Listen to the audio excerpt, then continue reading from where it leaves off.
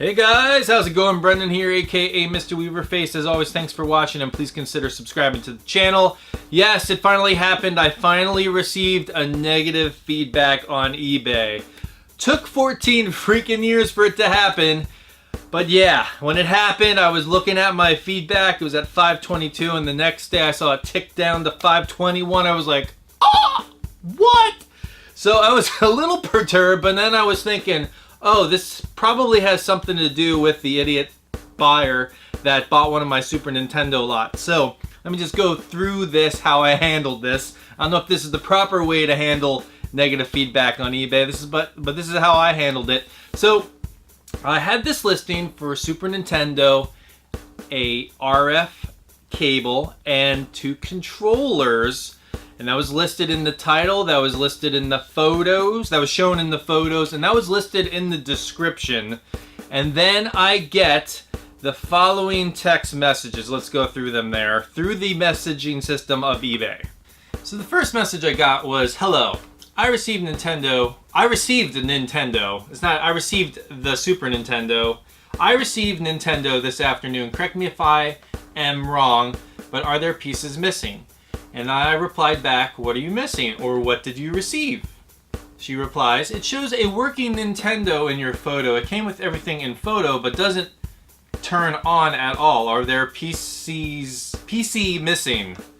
And I responded, yes, I tested it working with an AC cable that I had, but it wasn't included in the listing. Just the SNES RF cable and 2 controllers. So you'll need to get an SNES power cable / AC adapter.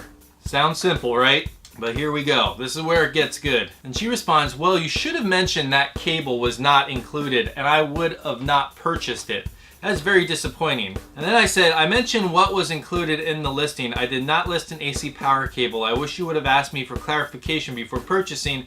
I wanted to show the SNES in working condition. That's the reason for the photo with the game displayed on the TV. And I see that, yes, but you did not say AC adapter wasn't included. If you post a photo of it working, then I expect to have all parts. Yes, it works. I had another listing that included an AC adapter and I showed in the photo and included in the description. I did neither for this listing because it wasn't included. And that's why I priced this listing less than my other listing that had the power cable. The issue here is that was assumed that the power cable was included just because I showed a photo of it working. Why didn't you ask me for clarification before you bought it? You can probably get a power cable for a few dollars on eBay or a local game store. So there you have it, guys. My first negative feedback on eBay. It was bound to happen. I'm not perfect, but it's so stupid how it went down. Now, I would have offered like a $5 to $10 refund to help pay for an AC adapter, but the woman didn't even ask. And I felt like, you know what?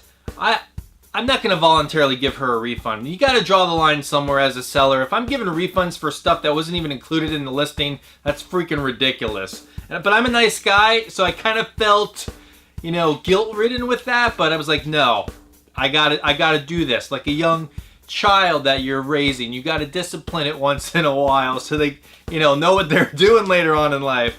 But anyway, I think my policy going forward, I used to wait a couple of weeks before I gave positive feedback to the buyers, like after that refund period, because seriously, if there's an issue, they should be contacting you right away. Lately, I have been giving feedback like right away, right after I ship, but I think from now on, just to avoid this, I'm just going to wait 14 days after the refund period ends, after the return period ends. I'm just going to do the feedback after that.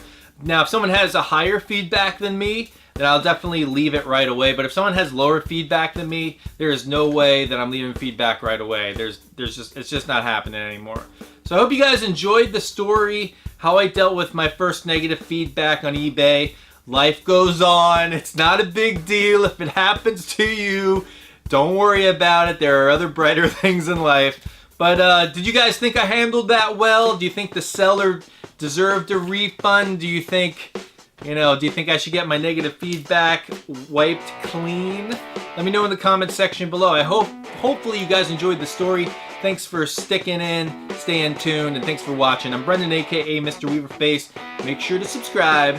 Take care.